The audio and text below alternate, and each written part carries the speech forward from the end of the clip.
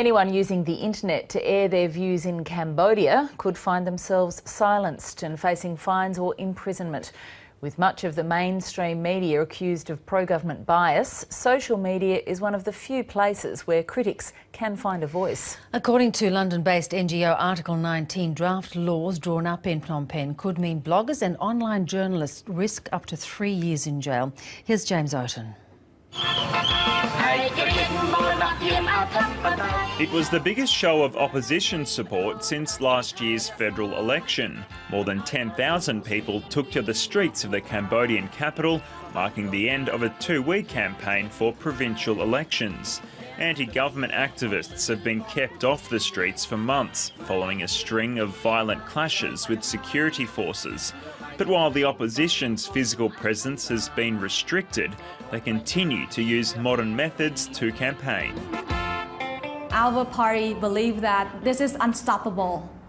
The change that has happened is irreversible. What had happened from July until now, that the ruling party has been trying to stop, it will be impossible. This is the studio for the Special Daily News, a daily online production that looks like many other TV news services. Much of Cambodia's mainstream media is seen as pro-government, but this channel is opposition-aligned. We think this news channel is essential because we spread up-to-date news, real news, based on what's happening in Cambodia. The government's TV and radio stations never broadcast any news of what really happens in society. The Cambodian National Rescue Party, our party, is not allowed to have a TV station, is not allowed to have a radio license. So the only way for us to communicate to the public is literally meet them face to face, and as you know, that's very time consuming and inconvenient, or through the internet, through social media. With the crackdown on protests, the internet is one of the last remaining outlets for political debate in the country, but Cambodia's netizens could be under threat. A London-based media advocacy group, Article 19, has what it says is a leaked draft of a government cybercrime law. The document outlaws online activity that hinders the integrity of the Kingdom of Cambodia or publications that generate insecurity or instability. The government refused an interview on the draft, saying no such official cybercrime law exists. But Article 19 said it could not disclose the source of the draft cybercrime law, as it could potentially compromise protection of their source.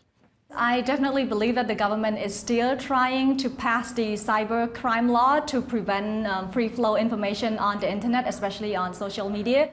Those found guilty of committing cybercrimes could be fined up to $1,500, which is about 15 times the monthly salary, or jailed up to 3 years. Cambodia's elections last year saw an unprecedented number of young people using social media. With a third of eligible voters aged between 18 and 35, Facebook is a powerful campaign tool. And it's on sites like this that young activists continue to broadcast and share news. We like to use Facebook to spread social news because we think that Facebook is a far-reaching network, that we can share pieces of news for all the world to see. The page I Love Cambodia Hot News 2 has almost 224,000 followers. It says it does not have a political allegiance. Whenever a problem arises, our team members will be there immediately, whatever the problem. And whenever there's news we post, we help each other share it. The youth team help each other share the news, and we share and share until it reaches 1 million people. In a country where it's difficult to hear those critical voices, except online, the cybercrime law could slam shut one of the few windows Cambodians have to a free and fair media.